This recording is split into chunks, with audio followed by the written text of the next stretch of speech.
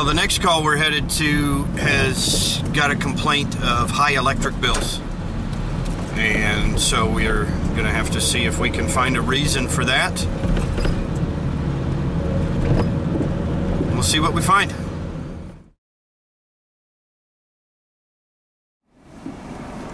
There is our patient.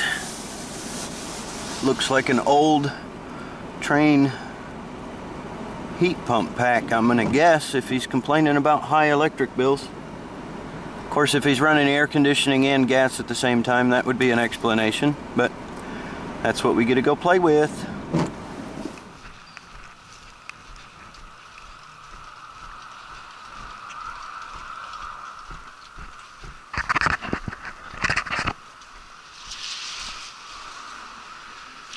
We got an old XL 1200. Back when they actually made the labels out of something other than plastic. Got a 1995 2.5 ton heat pump. Let's see what we got.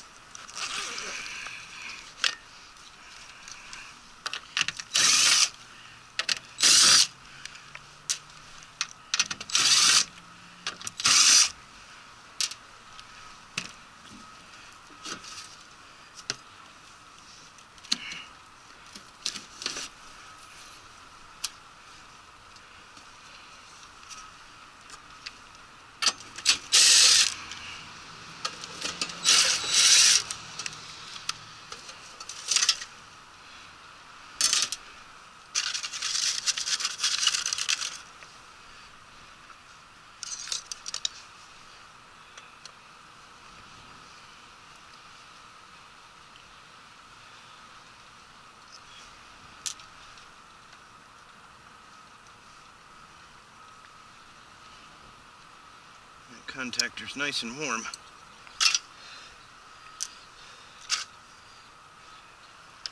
But it does not appear to be welded.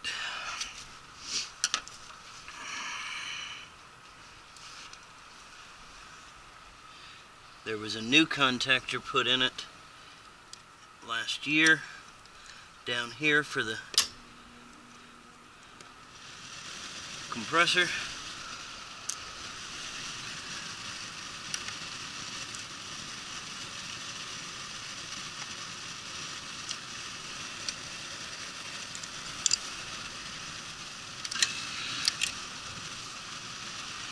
Okay, so the heat just came on and it went straight to the auxiliary heat. Did not even try to go to the heat pump. So let's see if we can come up with an excuse as to why that might happen.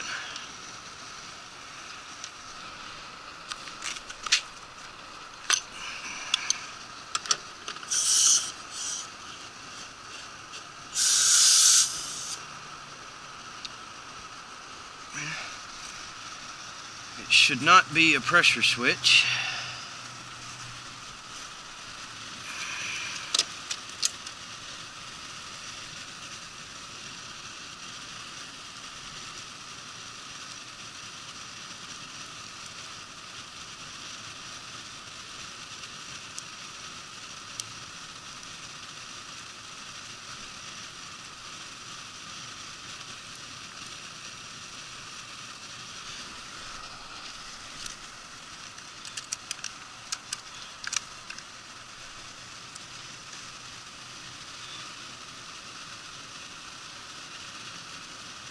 We don't have any kind of voltage signal on the Y terminal, the low voltage for the compressor. No low voltage signal at all. I'm gonna go check the thermostat and see what we come up with there. Well, at this point, everything looks like it's fine. Went inside, checked the thermostat, and found the thermostat set to emergency heat, which would definitely explain a high electric bill.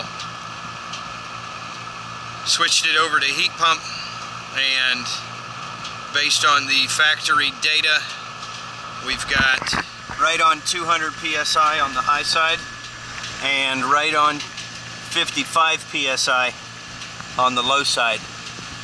So to me the charge is fine. We'll power it down or see if we can check the capacitors with it running just to confirm. But refrigerant charge is fine. Thermostat was set to emergency heat.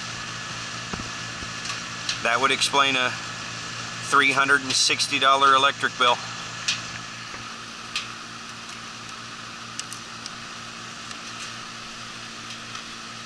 We got amps at 3.4, volts at 390.6, gives us 23.08. Good amps on the blower capacitor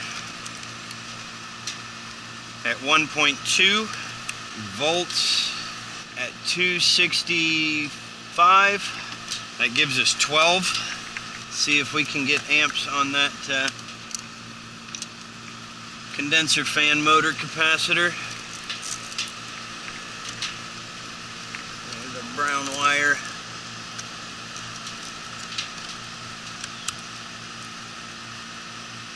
Amps at 0.7 and volts at 398.6, 466. So 25, 12 and a half, and 5. We're pretty good.